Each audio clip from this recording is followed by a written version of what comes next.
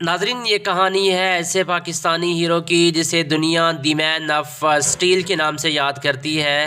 ایک ایسا ایجنٹ جو اپنا مشن پورے کیے بنا کبھی لوٹا نہیں، ایک ایسا کمانڈوز جو دشمن کی لاشوں کے ڈھیر لگانا اور ٹارگٹ کو ہٹ کرنا اپنے لیے ایک کھیل سمجھتا تھا۔ کراچی ایئرپورٹ پر امریکی طیارہ اغوا ہوا تو اپنے چند ساتھیوں کے ساتھ چند منٹوں میں نہ صرف ہائی جیکرز کو مکمل کامیابی سے گرفت میں لے لیا بلکہ 360 مسافروں کو بحفاظت بازیاب کروایا، جس کے بارے میں امریکی CIA اپنے رپورٹس میں صدر رونالڈ ریگن کو بتایا کہ TM ٹائگر شاید میٹرک کا امتحان پاس نہ کر سکے، لیکن اگر اس سے ڈاکٹر نجیب اللہ صدر افغانستان جو کہ روس کے پاس افغانستان وار میں چھپا ہوا تھا لانے کا مشن دیا جائے تو ایک ہفتے کے اندر اندر اسے لے کر آئیں گے۔ اس سے پہلے کہ دوستو ویڈیو سٹارٹ کریں، اگر آپ ہمارے چینل پر پہلی مرتبہ ہیں تو پلیز ہمارے اس چینل کو ضرور سبسکرائب کر لیجئے گا، ویڈیو کو لائک اور کمنٹ کے اندر قیمتی خیالات کا اظہار ضرور کر دیجئے گا۔ دوستو، جسے ملنے کے لیے امریکی صدر ریگن نے بھی جنرل ضیاء اللہ کو کئی بار درخواست کی کہ ایسے اساطیری شخصیت کے جن کے کارنامے شاید لکھتے لکھتے عسکری دنیا تھک جائے، وہ پاکستانی سپاہی جو انڈیا کے لیے ہمہ وقت حالت جنگ میں رہا، انڈیا اس پاکستانی ٹائگر کے دیے ہوئے زخم رہتی دنیا تک یاد رکھے گا۔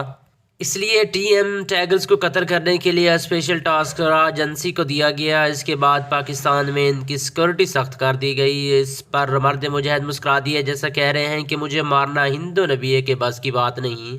1989 کی ایک صبح اپنے کمانڈر کے ساتھ گجرانوالے کے نزدیک MI-17 ہیلی کاپٹر فری فال جمپ لگانے کے لیے بلند ہوئے، 10,000 فٹ کی بلندی سے چھلانگ لگاتے ہوئے اپنے ساتھیوں کی طرف وکٹری کا آخری نشان بنایا۔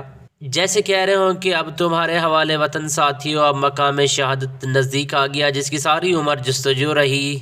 چھلانگ لگاتے ہی انہوں نے پیراشوٹ کھولا لیکن نہ کھلا، پھر دوسرا پیراشوٹ کھولا، وہ بھی نہ کھلا۔ شاید اس عظیم آواز کی طرف دھیان چلا گیا جو وقت شہادت ہر مجاہد کو جنت کا راستہ دکھا رہی ہوتی ہے۔ TM ٹائگرز اپنے آپ کو اللہ کے سپرد کر دیا اور رتبہ شہادت کے نصیب سے حقیقت میں تبدیل ہو گیا۔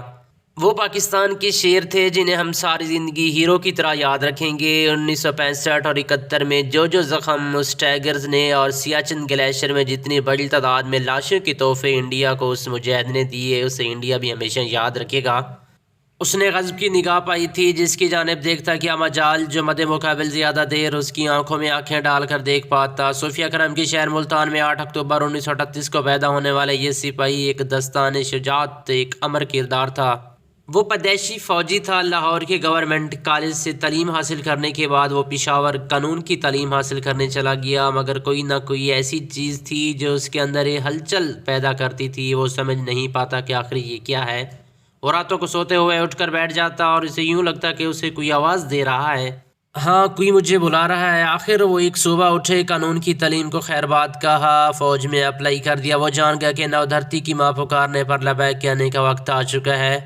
1963 میں پاکستان ملٹری اکیڈمی کا کال سے ایک بہترین افسر بن کر پاس آؤٹ ہوا۔ نام تو اس کا طارق محمود تھا، مگر دنیا TM tigers man of steel یعنی مرد آن کے نام سے مشہور ہوا۔ فوج نے اسے کمانڈوز کی تربیت دی، دشمن کے لیے ایک موت کا فرشتہ تھا۔ پیراشوٹ نہ کھلنے کی وجہ سے اب اسے یقین ہو چکا تھا کہ وقت آن پہنچا ہے میری شہادت کا، جو ساری زندگی اپنے خدا سے طلب کرتا رہا ہوں۔ جو ٹائگرز زمین کے قریب ہو رہا تھا، اس کی آواز میں وہیں تڑپ تھی جو ایک ماں کی اپنے بیٹے کے لیے ہوتی ہے۔ انہوں نے ریزیرو پیراشوٹ کھولنے کی کوشش کی، لیکن انہیں احساس ہو چلا تھا کہ اب اللہ کی امانت واپس کرنے کا وقت آ چکا ہے۔ اس نے خود کو خدا کے سپرد کر دیا۔ دھرتی کا بیٹا دھرتی کی آغوش میں سما گیا۔ ہاں، اگر آپ نے ابھی تک ہمارا چینل سبسکرائب نہیں کیا تو پلیز ہمارا چینل ضرور سبسکرائب کر لیجئے گا، ویڈیو کو لائک اور کمنٹ کے اندر قیمتی خیالات کا اظہار کرنا نہ بھولیے گا۔